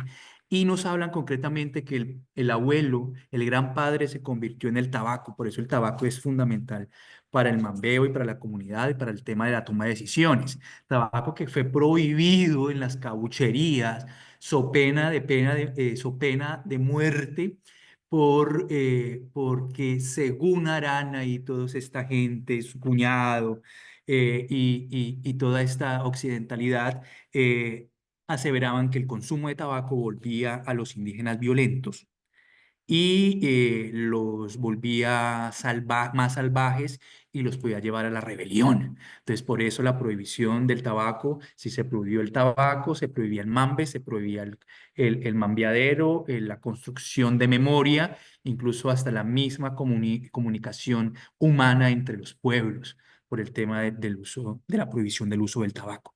Otro elemento que nos llamó profundamente la atención, don Pedro, incluso lo dice Roger Casemet, es que para 1903 no existía población anciana o longeva dentro de las comunidades indígenas. Entonces se preguntaba por qué, nos preguntábamos por qué no había, sí, y las que habían no eran tan longevos, no superaban los 80, 90 años, aún sabiendo que hay comunidades que tienen personajes como el Taita Querubín, que es familiar de nuestra compañera, que duró más de 100 años, ¿cierto? Parece ser, según Roger Casemet, que la violencia de las caucherías y de la Casa Arana tuvo un epicentro fuerte en los ancianos, en los sabedores, porque eran los que daban los consejos. Y el consejo llevaba a la rebelión. Y la rebelión me llevaba al motín, a la subversión del orden impuesto por Casarana. Entonces, a los primeros, como sucede en toda dictadura, a los primeros que matan son los intelectuales, porque son los que piensan. Ya luego la masa se puede trabajar. Aquí los primeros que sufrieron, digamos, el vejamen como tal dentro de un etnocidio fueron los mayores. Por eso Casemet se preguntaba insistentemente dónde están los mayores. La respuesta era eso. La violencia se ensañó con ellos porque fueron personajes que con su palabra pues alimentaron las luchas.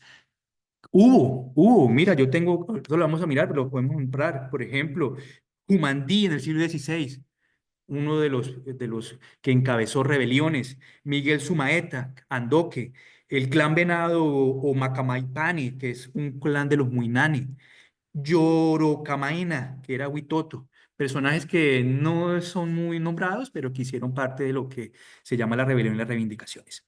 Mediados por la figura del pueblo, maloqueros y la palabra, Yonerepagüe, que es una construcción interesante porque nos está hablando de hablar, de relatar como tal, nos están hablando de que la palabra rafue se pronuncia como una actividad donde las palabras se transforman en cosas, por ende el rapafue es la forma de hablar para traer la tradición, el conocimiento, los mitos, los testimonios y pues todo lo que llamaríamos la memoria como tal de los pueblos.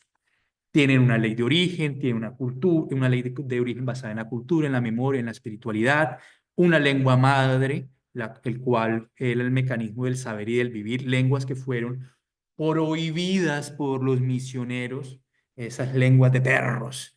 Les va a llevar años olvidarla.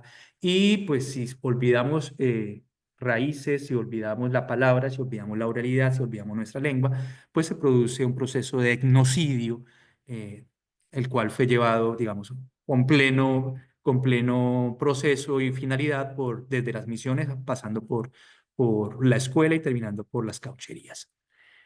Bien, don Pedro, compañera, hasta ahí cómo vamos, ¿alguna inquietud, aporte?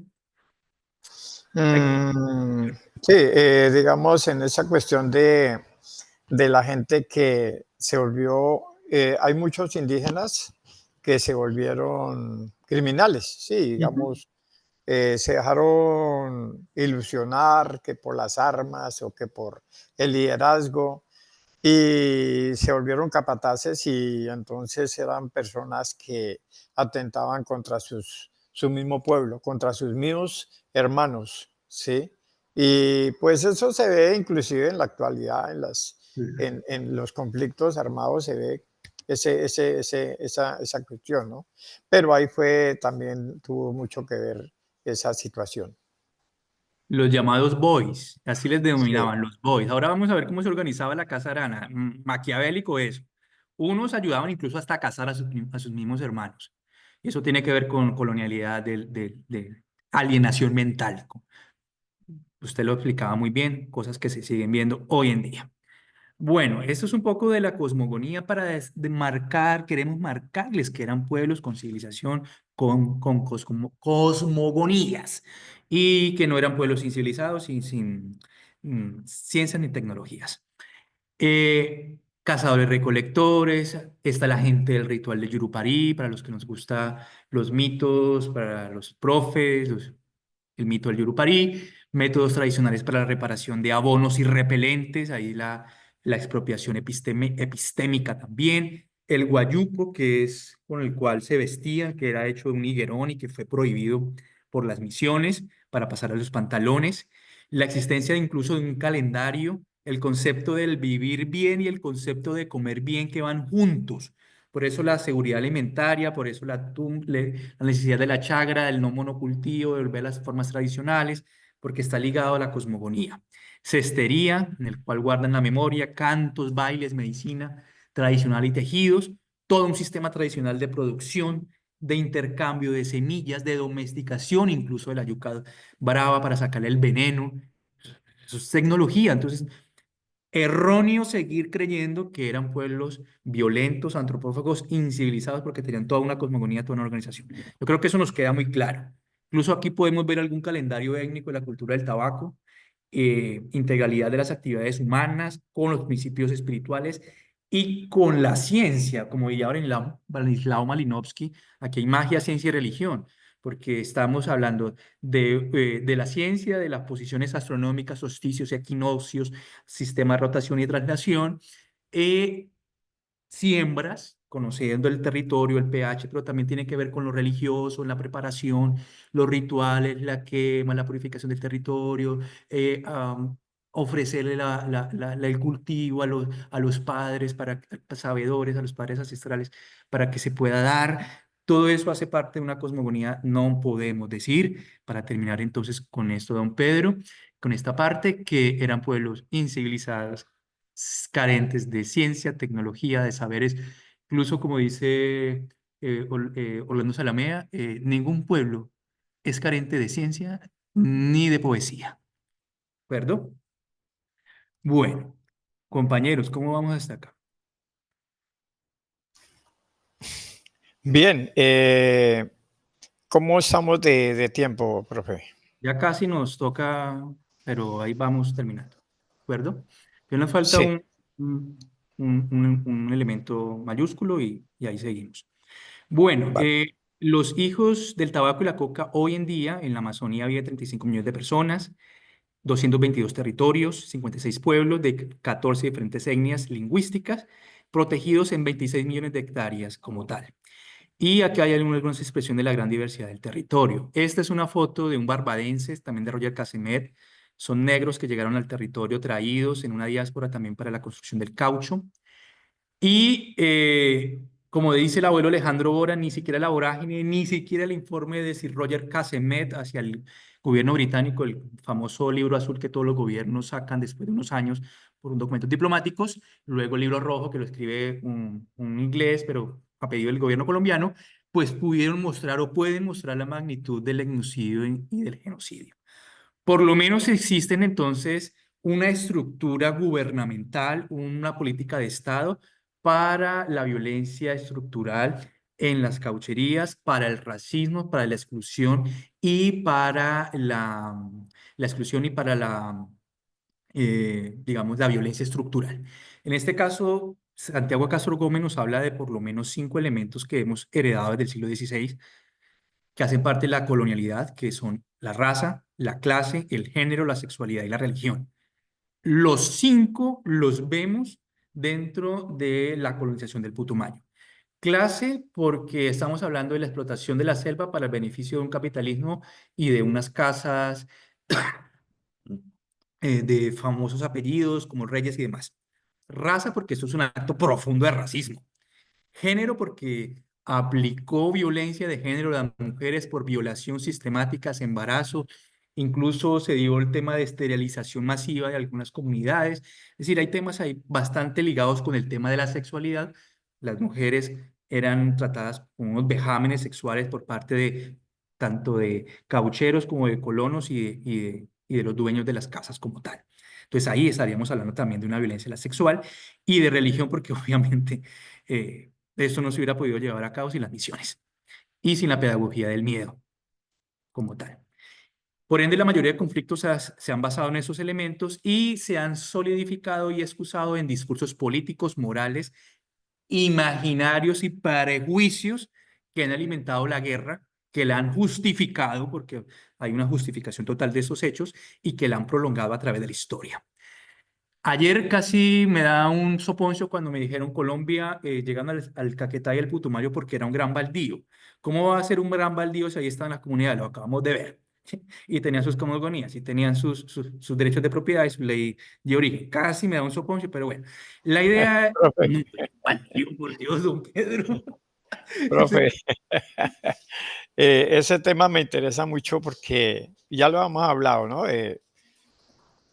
Que el mismo gobierno generó la invasión, pues, a esos territorios, la colonización, y desconociendo totalmente a los indígenas, ¿sí? O sea, los indígenas no eran nada, ¿sí? Entonces, por ejemplo, en el caso de Orito, llegaban y decían, bueno, y entraron las petroleras y al lado de las petroleras pues llegó un poco de gente de muchas partes del país y los mismos jefes decían, vea, si usted quiere quedar acá, vea, coja una macheta y trace este círculo y ya esa tierra es suya, ignorando totalmente a los indígenas. Lo que habla, por ejemplo, eh, Sandro Meneses en Orito Pungo es verídico, eso sucedió y así sucedió en toda la Amazonía y en toda la, prácticamente en Colombia, ¿no? Que se ignoró a los indígenas como seres humanos. Entonces, el mismo Estado es cómplice de esa situación. Hay un ejemplo muy claro y es, por ejemplo, en ese tiempo se llamaba la Caja Agraria, ¿sí? Lo que hoy en día es el Banco Agrario. Y entonces los señores de la Caja Agraria llegaban y decían, bueno, llegaba un personaje a decir, necesito un crédito. Entonces llegaban y le decían, bueno, ¿usted cuántas hectáreas tiene? Yo tengo 100 hectáreas. ¿Y qué tiene en esa hectárea? Nada, tengo monte. No, eso no nos sirve. Nosotros necesitamos que usted tumbe ese monte y al menos unas 12 o 3 hectáreas y siembre algo, plátano, café, caña.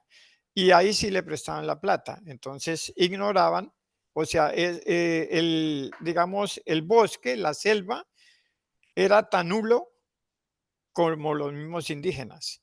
Desconocieron la selva y desconocieron a sus vivientes. Entonces eso también fue traumático para esta cuestión.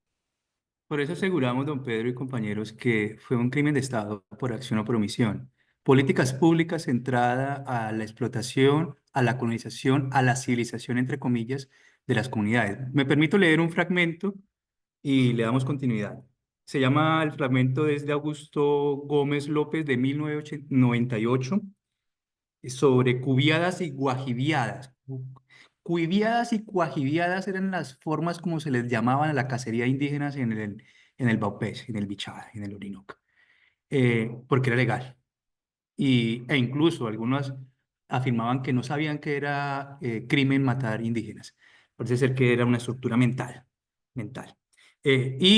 Abro comillas, en efecto, las políticas del Estado en el transcurso del siglo XIX, en cuanto a la concesión de territorios considerados baldíos en los llanos, tuvieron la clara intención de estimular el poblamiento de la región mediante la concesión y titulación de tierras a quienes se residieron allí, promoviendo de esta manera la inmigración. Los conceptos y las condiciones que por entonces imperaron para otorgar las concesiones de tierras, según las escrituras pertinentes, así lo confirman.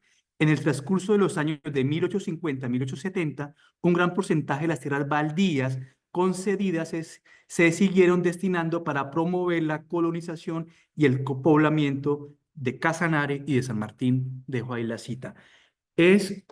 Fue un modelo gubernamental, desde las políticas, darle dinero público, armas del Estado para que llegaran misiones, luego apoyar a colonos, luego hacer caso omiso a las denuncias, luego hacer un tratado con el Perú que terminó en una guerra colombo-peruana y casi se nos sale esto de control, pérdida de gran parte del territorio, etnocidios, genocidio, pérdida de Panamá. Y entonces ahí es donde dice Rivera que ni siquiera sus geógrafos conocen la patria. ¿De acuerdo? Incorporar al nativo las industrias extractivas era como la finalidad, un modelo de civilización vinculado al extractivismo y al capitalismo. Rafael Uribe Uribe, quien lo viese, liberal y todo, era bastante racista, don Pedro. Miren ustedes, decía que las 3/4 partes de Colombia estaban apoderadas por indios incapaces de sacar a Colombia adelante, que por ende tenían que ser civilizados. Incluso dice que al conocer los crímenes de Arana, dicen que era un buen ensayo de Arana y que deberíamos seguir el modelo de la Casa Arana porque hacía que las comunidades trabajaran en pro de la modernidad, de la civilización, sin sacarlas de sus territorios. Vaya usted. Y proponía esos 3 elementos de intervención: la maquinaria de reducir indígenas, colonia militar, cuerpo de intérpretes y misioneros, con decir que incluso hubo un ejército privado de colonos se le llamaba el ejército del caucho, pagado pues por Arana y la Peruvia. Por ende, entonces nos encontramos entre las cosmogonías de los pueblos étnicos, multiculturales, cosmogónicos, diversos, y la imposición de una identidad nacional a partir de la idea del capitalismo, de la civilización blanca, de la modernidad, del cemento, de la ciencia y de la tecnología, y tratando de reducir las diversidades, de las diversas identidades a uno solo, a un tema de colombiano. Y entonces el colombiano se vuelve un sinónimo de centralismo. Incluso podríamos decir que estamos todavía construyendo la historia de la Amazonía contada por medio de la Amazonía, porque lo que mayormente encuentra uno es la historia de la Amazonía contada desde lo andino, desde el centro, de lo que pasa después de las cordilleras, y estamos hablando de dos mundos que, aunque están unidos, son totalmente diferentes en sus cosmovisiones, y por eso existe lo andino-amazónico, que es el paso de los Andes al Amazonas, la olla del Putumayo, concretamente. Bien, por ende, entonces nos encontramos con una consolidación, decía Rafael Uribe Uribe, que nos encontramos para ese entonces, para 1899, en 1900, en la constitución de lo que es la identidad nacional. Y para ellos la identidad nacional pues tenía unos rasgos muy particulares, muy peculiares. Por ende, las cosmogonías, las religiones pluriétnicas y multiculturales de los pueblos pues no obedecían a un elemento y de identidad, un elemento que podríamos llamar colombiano, porque era motivo de vergüenza. Eso lo decía incluso el sabio Francisco de Caldas en unos textos de criollos racistas, diciendo que pues, si Colombia le apostaba a la modernidad y a salir adelante como potencia, debía mejorar la raza. Mejorar la raza, ojo con eso. Bueno. Seguimos entonces con esos regímenes de colonialidad y colombianidad. Por ende, encontramos más o menos, según Santiago Castro Gómez, 4 regímenes: la anatomopolítica, la esclavitud de los cuerpos, lo que se hizo en el Amazonas, no solamente con indígenas, también con gente colona que llegó enganchada con promesas de mejorar la vida. Eso me recuerda mucho también los falsos positivos, lo que se llamaban, crímenes de guerra, de Estado, ejecuciones extrajudiciales, porque se llevaban muchas veces a las personas enganchadas con ese sistema de endeudamiento nefasto, con 2 o 3 cositas, y la gente buscando esa tierra de promisión, entre comillas, le apostó y terminó enganchada y prácticamente destruyó su tejido social y su vida dentro del sistema de enganche. Por ende, la alienación de los cuerpos y extraer del cuerpo humano su fuerza productiva, la anatomopolítica, se vio claramente en las caucherías y fue plenamente aplicada por la Casa Arana y la Peruvian Amazon. La biopolítica, los poderes de facto se van a ver, ya lo vimos como el gobierno nacional por acción y por omisión ayudó al genocidio y al etnocidio. Perú le apostó desde lo militar, desde lo político. Arana fue congresista, imagínate, congresista, protegido por incluso presidentes, por jueces que le ayudaban incluso a escribir a los periódicos. Don Pedro decía que los periódicos de La Felpa, por ejemplo, que fueron los primeros que incluso antes del Trut, que denunciaron, pues lo cerró, Arana lo cerró y casi le inician un juicio político al director del diario en el cual se publicaron las denuncias. Es decir, que había todo un andamiaje político, biopolítico para el control de la sociedad por medio de leyes. Incluso cuando aquí en la vorágine, cuando va Clemente Silva ya libre y quiere regresarse a Colombia, pero ya está en este lado del Perú, le dice, va al consulado y le dice, bueno, pero ¿quién atiende aquí? ¿No? ¿Usted qué necesita? Necesito que me dé el salvoconducto para irme para mi Colombia. Dice, no, es que aquí nada existe, esto vale 50 soles. 50 soles. Ah, bueno.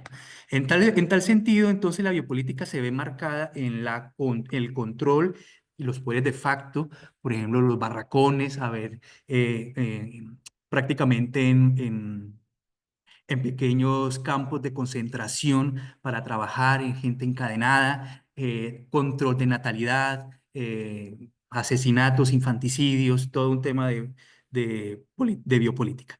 Y el tema de geopolítica ya lo hemos tratado, y la no política con el tema de la memoria, etnocidio y el deseo. Aprovecharon el deseo de las comunidades de conocer otros sistemas de los colonos por tener dinero, por mejorar su calidad de vida y pues los engancharon como tal. Por ende, podemos decir, perdón acá, que existieron dispositivos y discursos de poder que ayudaron a esos regímenes al etnocidio y al genocidio. Estamos hablando de lo político, con leyes incluso de la nación. Estamos hablando de prensa y de cineastas pagados por Arana para protegerse y lavar su cara. Incluso escribió un libro que se llama Las cosas del Putumayo o algo así. Discursos de civilización, barbarie, de metrópoli, periferia, de la defensa nacional, del patriotismo, de regionalismos, de los bárbaros caníbales que dominan, y todos esos discursos que incluso hoy en día vemos, el guerrillero, el otro, el terrorista, bueno, y que han alimentado todo este tema. ¿De acuerdo? Dispositivos también como, perdón, me volví a salir, de evangelización y de educación, claramente el papel de las misiones, la escuela, como dice Foucault, un tema de normalización, donde se expandió el discurso religioso, se aplicó una pedagogía del terror y del miedo, pedagogía que hacía a los indígenas más sumisos dentro de las relaciones que tenían con los caucheros, discursos de picota pública, donde claramente se publicaban en diarios, en revistas y se proclamaba en los atrios y en las plazas públicas de la repugnancia absurda de las tradiciones y la innata pereza de los indígenas que dominan la selva. Eso lo dijo un capuchino, un director de los capuchinos. Y el pintarse de blanco también es fundamental, es un tema digamos, de alienación mental, pero también de resistencia. Recuerde que también mucha gente le tocó meterse en esto para no desaparecer. Y también se puede tomar como un elemento de resistencia. La censura del cusma, de la vestimenta, de la lengua y del uso del tabaco. Dispositivos como el endeudamiento brutal. Por eso Rivera escribió en el libro del debe y del haber, un libro de contabilidad. Si encontráramos los libros de contabilidad, tal como tenemos los libros de contabilidad de este barco María Serafín, vemos entonces que realmente todos los que llegaban a este libro no salían vivos del Amazonas, no salían vivos de las caucherías.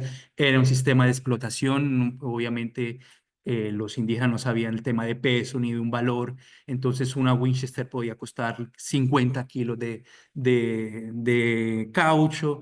Es un tema bien, bien, bien complejo este tema del endeudamiento. Yo creería que es el engranaje uno de los engranajes fundamentales del etnocidio.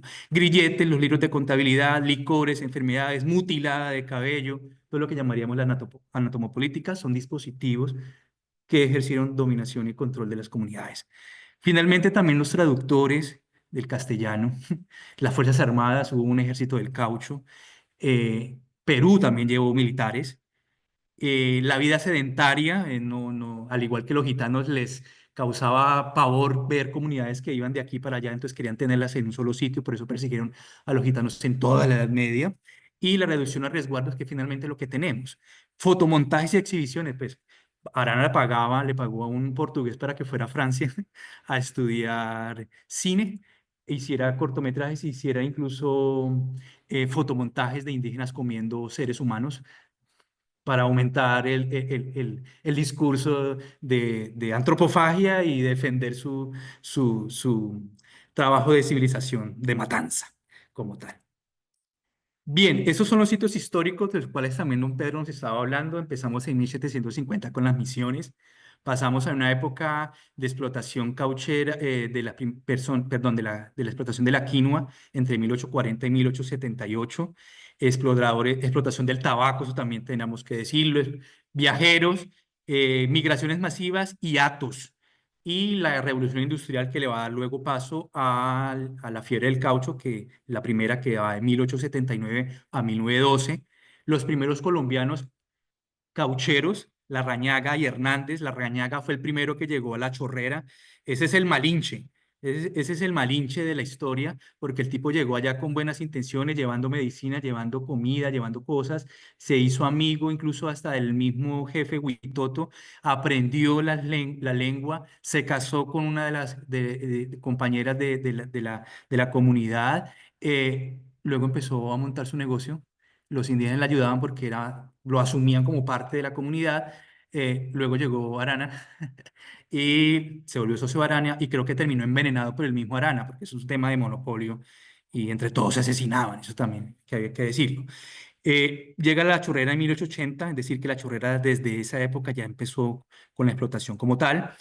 Luego llegan los hermanos Arana. Este tipo empezó vendiendo cosas, cachivaches en la calle, cogió dinerito, se vino para el Amazonas llevando chucherías, cambiándolo por caucho, es decir, que él no cobraba, sino que todos se lo pagaban por caucho. Empezó a mirar cómo era la zona, hacer sus primeros pinitos, primeros socios, y luego se montó la Casa Arana. Y después de la Casa Arana se enroló con los ingleses y montó toda esa fábrica de la Peruvian Amazon Company, que pues realmente fue una compañía que incluso tuvo una inversión de 1.000 libras, de 1 millón de libras esterlinas para la época, un escándalo.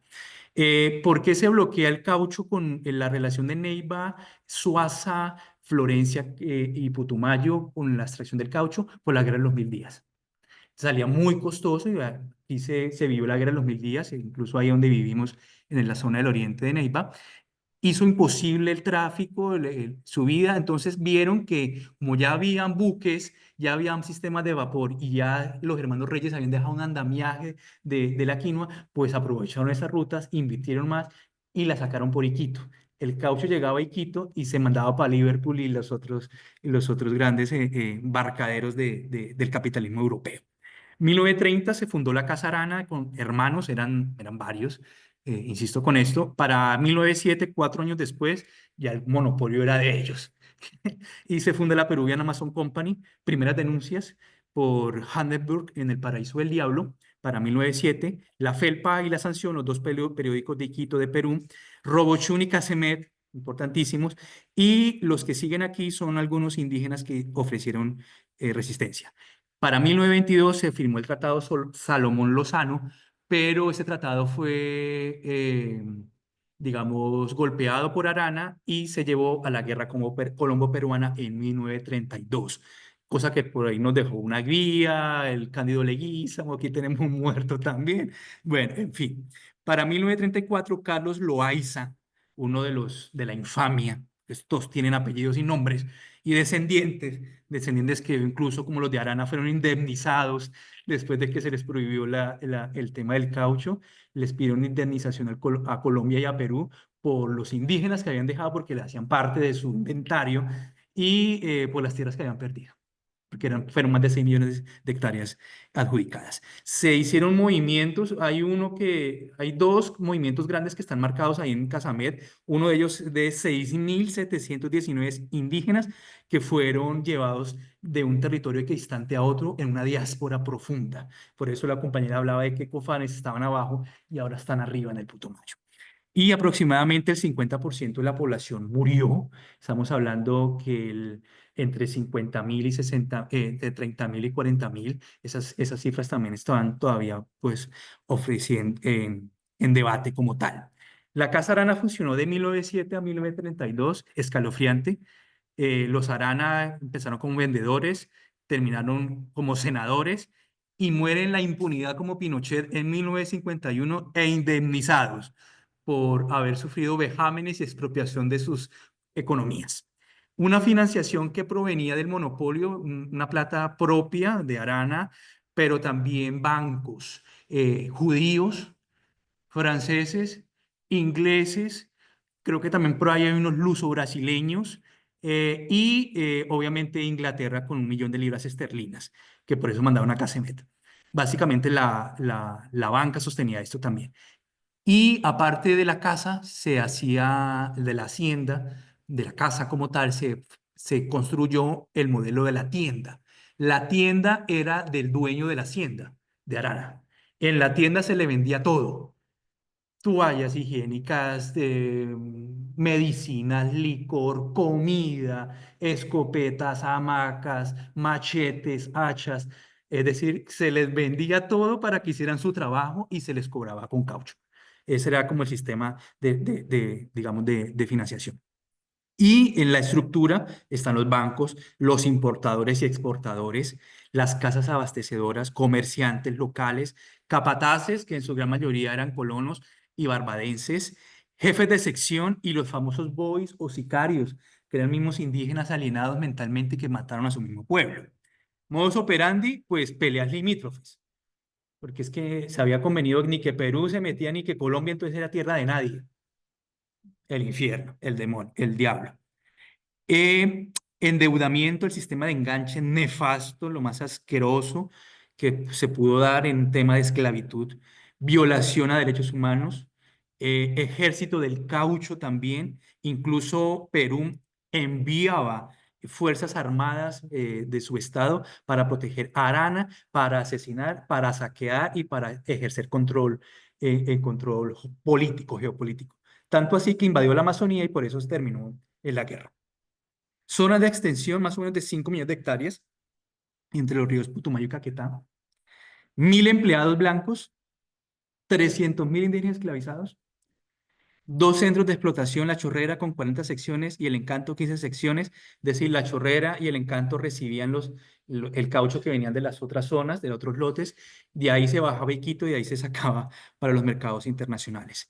Esta caricatura es diciente. Estas son fotografías del territorio y esta caricatura es diciente de Arana encima de una caja fuerte llena de dinero y encima y debajo está pues los cientos de cadáveres y atrás una selva totalmente destruida. Ignominioso lo del cónsul de Iquitos, de Colombia en Iquitos, porque era socio de Arana. Esos son algunos lotes. También existen un documento interesante sobre croquis de los lotes que iban siendo adjudicados a Julio César Arana. Tenemos un 60 hectáreas adjudicado en 1904 que reposa en el folio 3 en este caso. Caricaturas, dibujos y fotografías. Torturas, esta es una caricatura que hizo creo que en la Felpa, si no estoy mal, una sátira brutal. El castigo del cepo, que todavía se conservan en algunas comunidades como forma de colonialidad, y niños con armas, los famosos boys, niños que no sabían sino pues, andar en la selva, corriendo y disfrutando y conociendo la vida, pues terminaron enrolados y terminaron siendo sicarios, más o menos. Es lo que hablaba también don Pedro de los famosos indígenas que iban en contra de esos mismos indígenas. Ese es el encanto con la bandera peruana, el uso del rape, y esta es una fotografía de un cauchero lacerando el árbol como tal, tomada en 1987. Este es un dibujo que muestra el andamiaje de la Casa Arana, los varones del caucho. Existieron varones del caucho peruanos, no colombianos. Y esta es una cita, aquí vemos a don Clemente Silva, esta creo que salió en la 4ª edición de La Vorágine, tomada por Roger Casemet, perdón, por Rouchon. Dice así: mientras el cauchero sangra los árboles, las sanguijuelas lo sangran a él, la selva se defiende de sus verdugos y al final el hombre resulta vencido. Esos son algunos de las cuentas de cobro. Este es una de las primeras ediciones de La Vorágine, escrita en un diario de contabilidad. Dice que Rivera lo escribió de noche, mientras personajes como Clemente Silva y otros recreaban las historias de Funes, por ejemplo, que fue el asesino de Matanzas, un venezolano parecido a lo que fue Arana. Más el crimen perfecto no estaba en la selva, sino en los dos libros, en el diario y en el mayor. Pero estos temas pues no hacen parte de una historia, sino que se repiten, y tenemos hoy un contexto bastante complejo que me gustaría que don Pedro pues, y la compañera Yorli nos complementaran en estos 10 minutos que nos quedan. El hoy por hoy del territorio, eh, si estos elementos, ¿qué quedan de estos elementos? Y apreciaciones para empezar a cerrar ya la sesión. Bueno, como yo siempre he dicho, el territorio del Putumayo ha sido invadido por las 7 plagas. Haciendo un recuento, pues tenemos que analizar que primero fue la explotación de la quina, después, pues con la explotación de la quina también el daño que se le hizo al medio ambiente, y también la cuestión de la explotación y el comercio ilegal o en ese tiempo era legal, ¿no? El comercio de las pieles y de la madera y bueno, todas esas cosas.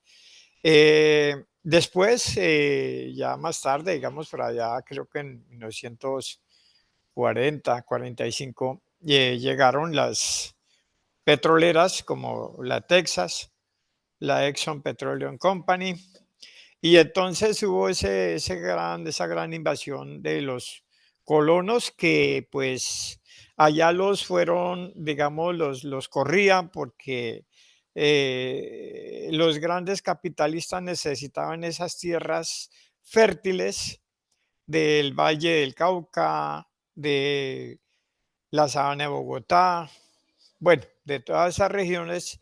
Entonces la gente se desplazó deslumbrados por lo que les prometían con la explotación ya no del caucho, sino del petróleo. Y pues siguió después, unos años más tarde, o casi en la misma época, apareció la coca como una alternativa también, pues, que ofrecía muchas ventajas económicas y mucha facilidad para su siembra y su comercialización, sobre todo para su comercialización, ¿no? Porque si todos los cultivos que nosotros tenemos hoy en día hubieran tenido esa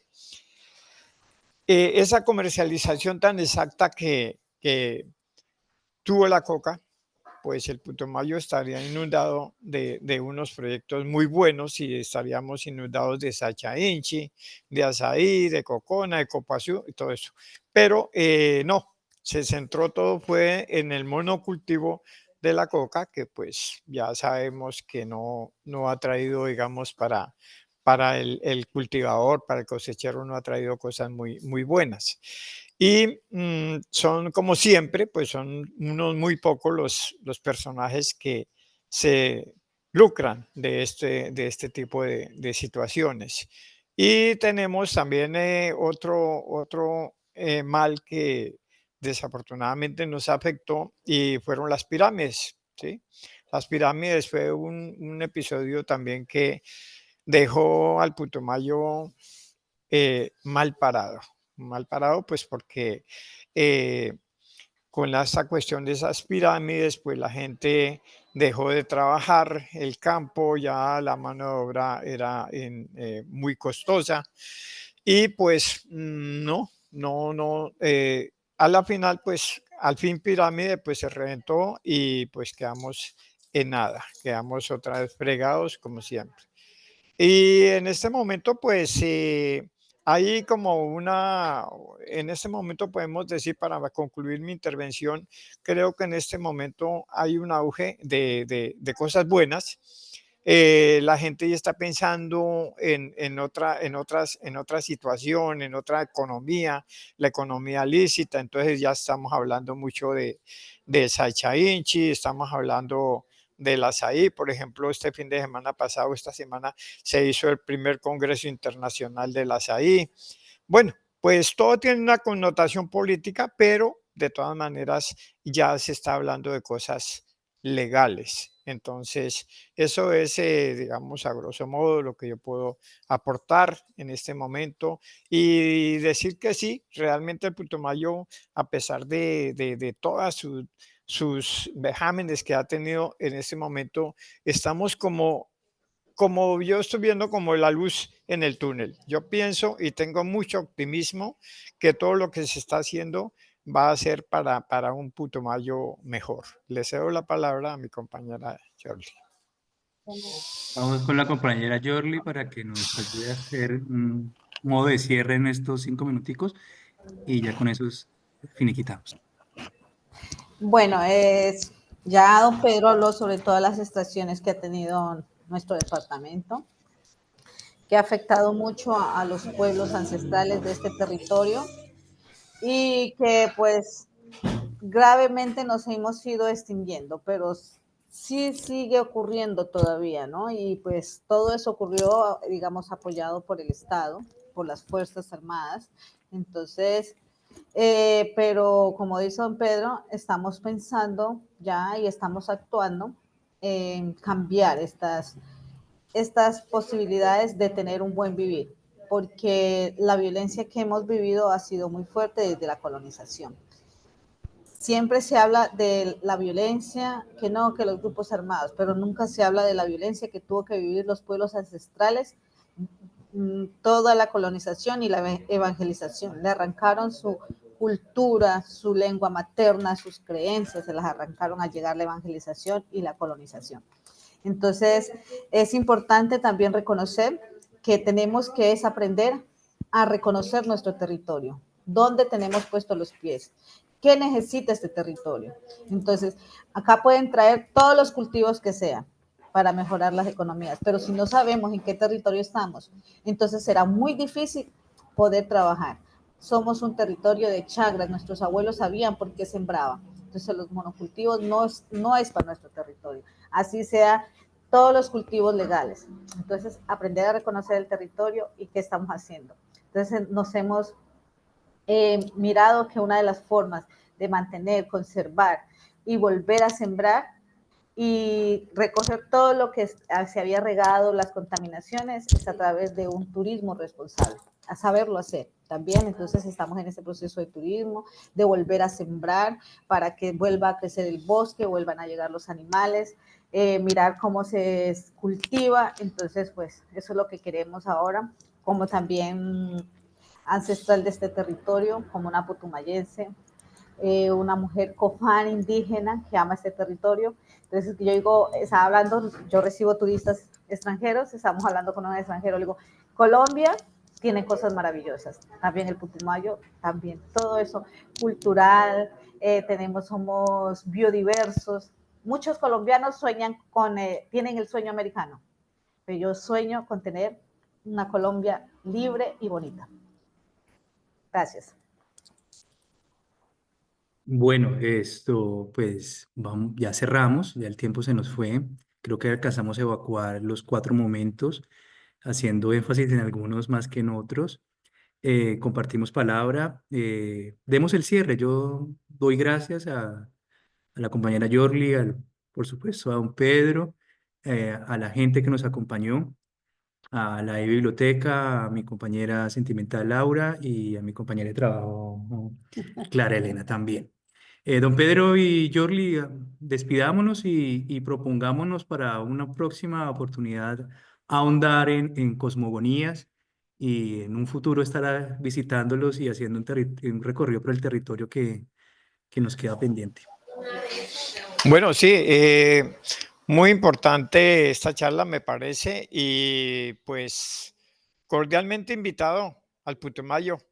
Yo tengo que decirlo, yo no soy del Putumayo, yo soy bogotano, pero llegué hace 28 años al Putumayo y me enamoré del Putumayo. Yo vivo enamorado del Putumayo y tengo mucho, pero mucho que agradecerle a este territorio. He aprendido mucho, pero sé que voy a seguir aprendiendo mucho. Entonces, como decía en un principio, yo quiero y me metí en este cuento porque yo quiero refrescarle la memoria a más de una persona. Quiero refrescarle la memoria sobre todo a los jóvenes, porque es que nosotros, bueno, hablamos de muchas cosas que nos han invadido, pero en este momento, nosotros, en un principio los que invadieron el Putumayo fueron los católicos, la religión católica. En este momento son los señores evangélicos, sin violencia física, pero de pronto sí están haciendo una violencia auditiva. Están contaminando auditivamente nuestro territorio. Entonces, esa es otra cuestión, digamos, que hay. Nosotros tenemos material.